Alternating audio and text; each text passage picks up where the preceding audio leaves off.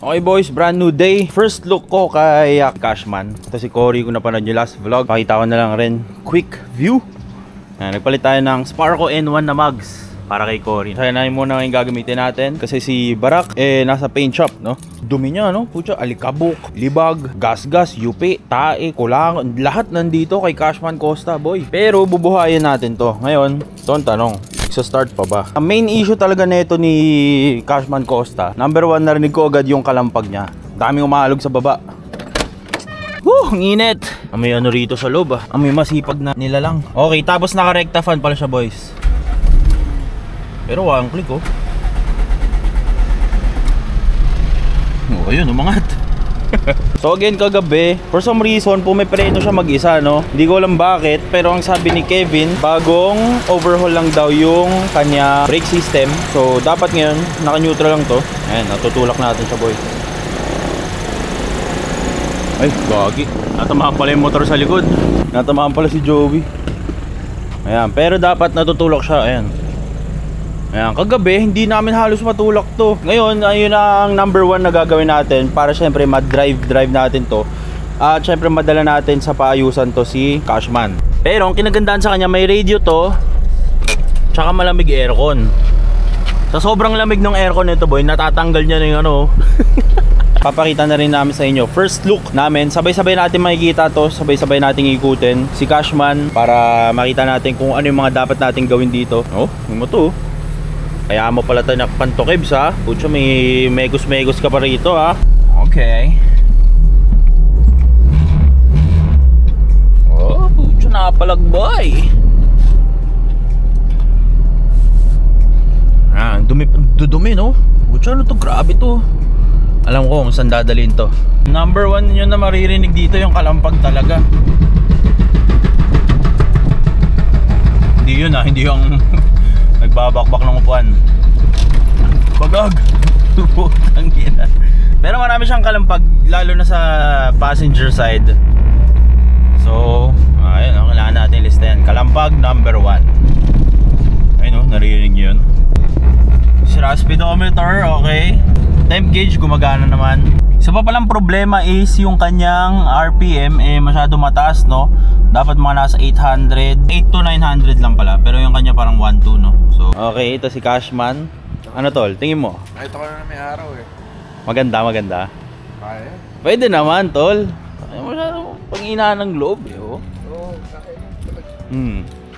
Isa-isahin natin, no? Pagdating sa pintura, syempre matik na yun, papapinturahan natin to.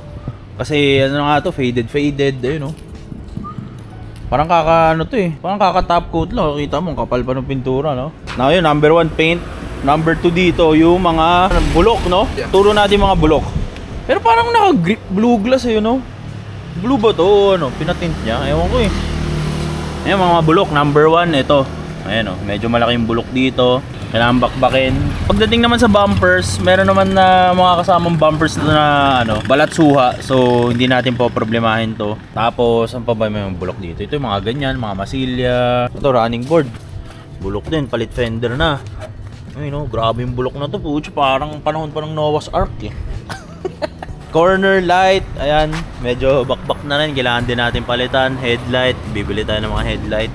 Bumper, again, may kasamang bumpers. Bibili tayo ng plaka, papagawa tayo pa ni bagong plaka. Ganun din, sa kabila headlight.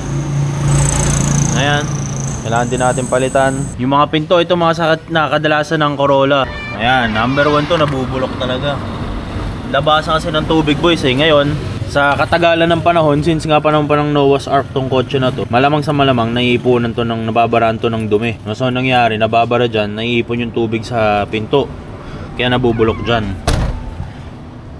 Yan ang mga sakit ng Corolla. Tapos dito may bangga din. Ayan, makikita nyo, yupi, no? Mga tail light. May kasama tail light to, tol, di ba? Oo. May tail light. Mga emblems, kompletuhin natin. So, comment down below kung kanina natin ipapatira ang pintura na to. Tingin mo sa mags dyan, tol. Kabit mo yung kalchapi.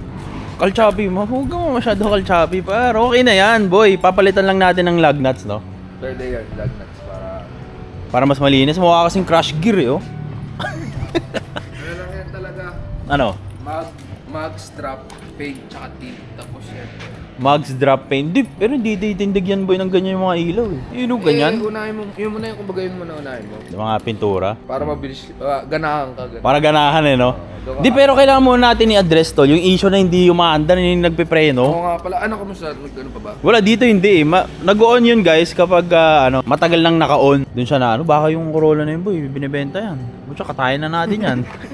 Kailangan din i-address yung sa preno kasi over time, pag ginagamit namin siya, pumipreno siya mag-isa. Tapos kapag pinatay ko mga 20 minutes, babalik ng normal. Hindi ko alam kung ano ba yun, safety feature o ano. Mga door handle, okay pa naman. Ito medyo kailangan lang natin ikabit na maayos. Medyo bakbak na rin yan. Ano pa ba? Yun, pintura, mga ilaw, mga bangga kailangan masilyahin, mga trunk, pinto, papalitan natin. Sa interior naman, ito gusto ko, kagabi ko pa gusto tanggalin to boy eh. Ito oh, sakit sa mata eh. Hindi tsaka dulas eh, ang hirap lumiko eh. Tingin mo ah. Oh, naligo eh. Tapos dashboard, surprisingly, mas makinis to kay Cory oh. Tingin mo yung dashboard, meron lang bitak dito. Doon, tsaka dito. Ito, pwede pa mabalik to dyan. Speakers naman, gumagana yung kanyang radio. Upuan, yan, bibili rin tayo ng mga bagong upuan kasi medyo may punit to. Tapos again boys, hindi ko alam saan pa galing tong violet na to. Hindi ko alam kung may lumabas ba talagang violet o nag-fade na to over time. Hindi naman natin to lalatagin to the max na gusto kong latag kay Cory. Gusto ko lang siya maging presentable. Para kapag tinabi natin sa mga kotse natin, titindig din naman siya. No? Pagdating naman sa kanyang ceiling, ayan. Ito parang panahon pa ng before Christ, no? Kitang-kita mo naman, chocolate. May box pa ng mukha ni Papa G dito. Dumi, boy! Kutso, pag piniga mo to, pwede ka kumuha ng kape. Tapos yung upuan, boys, medyo inano ko lang to. Nakalatag talaga to dito. Medyo may gamit lang sa likod eh. So, yung backboard, meron din siyang backboard. So, pwede na yan. Pagdating naman sa makina, may problema to sa makina boy eh. For sure, wala siya sa tono kasi ang taas ng minor, no? Hindi ko rin namang masabing idle up dahil kasi maayos yung, hindi naman maayos, mataas yung minor. Ngayon, ayoko baguhin kasi baka ito yung initial setup na ginawa ni Kevin. Ngayon, putya baka pag binago ko to, hindi na umandar. Siyempre, malamig yung aircon. Bago daw yung battery, kaka-change oil lang, gawa bagong radiator. Ay, makikita nyo yung radiator boy, napakaputi. High speed fan, nagpalit din siya. Bago yung clutch, no? May pinadala siyang clutch sa atin, yun yung pinagpalitan. Yung mga preno, mga brake pads, bago rin. Puwan pala, ito medyo malala to boy, oh. Parang kinuha pa sa duster ni Kevin. Bibili rin ako ng air filter kasi ayoko na naka-open carb yan. Medyo madumi yan sa makina natin. Hindi ganyan design ng mga small body. May air filters talaga yan, no? Pero anyway, medyo high hopes ako dito para kay Cashman Costa. Dahil nga nabanggit sa atin ni Kevin kagabi na medyo may sentimental value daw to para sa kanya, no? So, Kevin, nakabahala dito. Again boys, kung may mga shops kayo or sponsors, pwede tayo magtulungan. Idadaan ko sa service nyo, tapos i-vlog natin. In that way, pwede kayo makatulong para kay Cashman Costa. Pwede rin natin ma-promote yung shop ninyo, no? And gusto ko rin ipakita sa inyo na ano magagawa ng budget meal. Kasi budget meal build ang gagawin natin dito kay Cashman. Hindi naman para naman makarelate yung iba, no? Kasi ako, budget meal lang naman din talaga ako bumuo. Abangan nyo sa mga next vlog kung anong gagawin natin dito. First thing na gagawin namin pala, dadalhin namin to kay Jack Sermona sa 90s Garage. Kasi papaayos natin, papatono natin, papa-idle natin ng matino. Papasilip natin sa kanila kung kamusta yung makina. Tapos yung sa brake issue, doon din nila gagawin para mapandar natin to ng matino. Tapos next time ko na ipapakarwash to kasi wala ring sense ipakarwash kasi sobrang dumi ng kotse na to boy. Pero again, ako bahala dito. Tunghayan nyo yung mga vlog na gagawin natin dito kay Cashman Costa kasi may haba-habang vlogs to. Habang wala si Barak, ito muna yung bubuuhin natin, okay? So again boys, suggest kayo ng mga shops nyo or shops na pwede nyong pagdalahan para kay Cashman. Bubuhayin natin to tol. High hopes ako dito. Gusto ko rin palitan to ng grill eh. Grill na silver. Ewan ko kung body color yung bumper o hindi. Pero ako parang gusto ko color black eh. Parang Cory type eh, no? Comment down below ano bang magandang paint para sa kanya. Yung candy red na parang Mazda. All red lang. Help nyo ako boys. Pa-project natin to.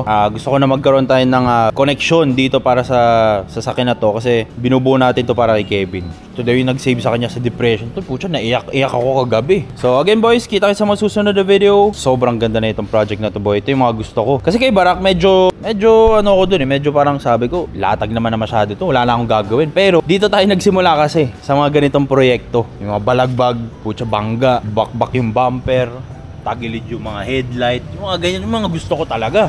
Alam ko naman ito rin yung mga gusto nyo.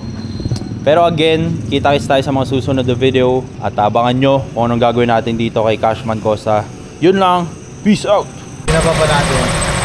May play pa. Hindi siya bumababa ng medyo. Parang spring ng kama ata yun, sir. Naka-aircon tayo, 1-1 ang menor. So mag-adjust lang tayo doon sa ating idle up. Pag ganyang malog, ano papalitan dyan? With bearing. Wheel bearing. Fuck! Pag dito naman Pag sa rock gilid, in. rack and pinion, sure. Hindi rock in, hindi terrat in. Or board gen, pag ganun. Ball jowen tsaka rock and fuck. Ito kasi wheel hub, oh. Malog talaga yung ano, buong kaluluwa.